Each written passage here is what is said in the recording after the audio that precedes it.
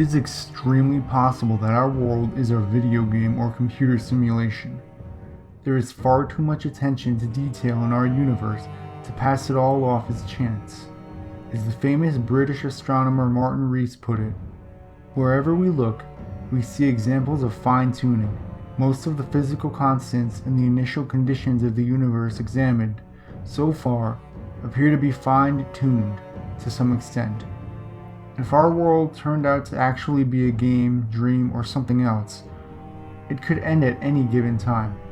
That would mean we didn't really exist in the first place. We wouldn't need to worry about the end of it all, now would we? If you turn off your computer while playing Sims, the characters don't get sad, nor do the people in your dreams feel disappointed when you wake up.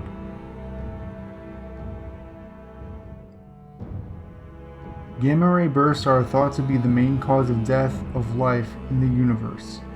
Every so often, there is a huge explosion that goes off in the universe. It emits the amount of energy our sun releases in its lifetime. In fact, some of the blasts are bigger than the energy of all stars combined. If one were to occur close enough to Earth, it would essentially feel like a nuclear explosion going off everywhere. The worst part is, the scientists really have no way of understanding the risk of this happening. It may happen in a million years or before you're done watching this video. Who knows?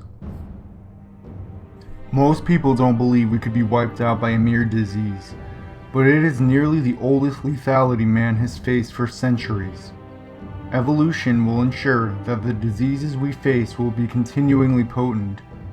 A more plausible way a disease becomes an apocalypse-worthy infection is human creation.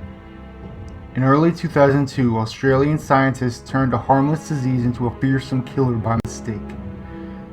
It never made its way out of the lab, but it killed everything it touched.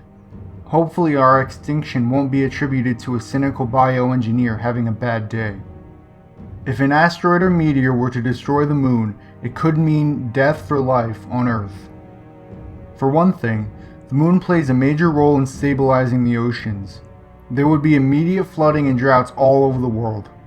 The moon also stabilizes the axis Earth rotates on, which control our climate, and without it there would be abrupt temperature changes.